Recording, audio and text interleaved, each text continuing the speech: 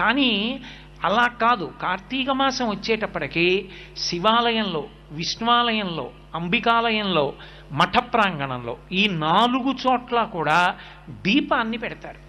మీకు 12 నెలలు ఉన్నప్పటికీ కూడా 12 నెలలలో ఏ నెలలో పెట్టే దీపానికి కూడా ఆ నెలతో దీపం పేరు లేదు. ఏదో భాద్రపద దీపం, లేకపోతే ఆశ్వీజ దీపం, మార్గశిర దీపం అలా పేర్లు లేవు. ఒక్క కార్తీక మాసంలో పెట్టేటటువంటి దీపానికి మాత్రమే కార్తీక దీపము అని పేరు. ఏమి ఆ నెలలో పెట్టిన దీపానికి అంత పేరు ఎందుకు రావాలి? ఆ ఒక్క నెలలోనే దీపానికి అంత ప్రాముఖ్యత ఎక్కడుంది? యథార్థానికి పూజలో ప్రారంభంలో ఒక అంగంగా మనం దీపం వెలిగిస్తాం. కానీ కేరళ రాష్ట్రంలో ఇప్పటికీ ఒక అలవాటు ఉంది.